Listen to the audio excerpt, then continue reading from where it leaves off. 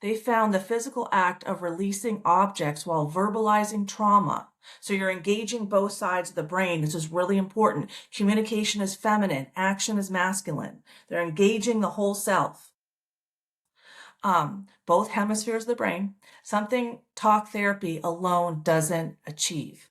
Talk therapy is just communication. There's no action.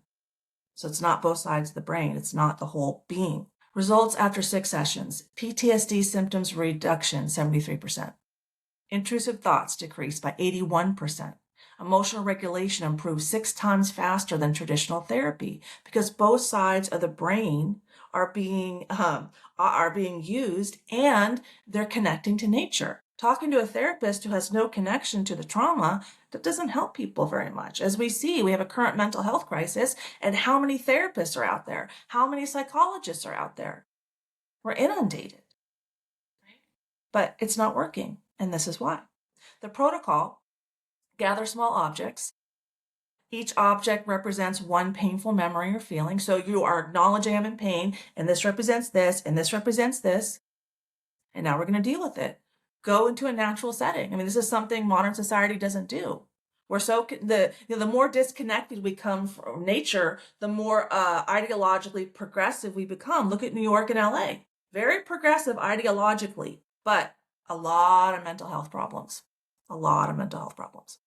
So hold each object, speak the memory out loud, release it physically, throw it, bury it, burn it, keep one object as a witness. The act of physical release signals to the brain that the memory has been processed. Okay, it signals to the nervous system. Okay, I'm going to say the nervous system, which is controlled by the heart, which was news to me, but I'm going to share this amazing video in a minute to teach you that it's really the heart that controls the nervous system, which makes sense. Okay, it really makes sense because our energy bodies or our souls communicate out through our hearts, and our heart is a vortex. So therapy organizations pushed back hard.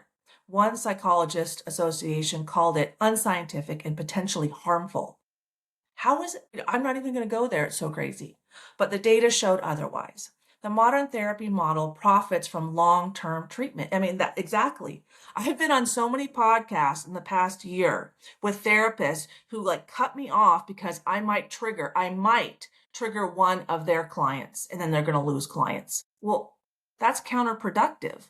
The triggering of the emotional pain to the surface is necessary for release. I was, maybe see, therapy is a problem. Therapy is a problem.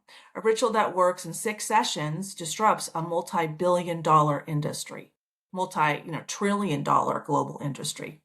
Try it with one painful memory.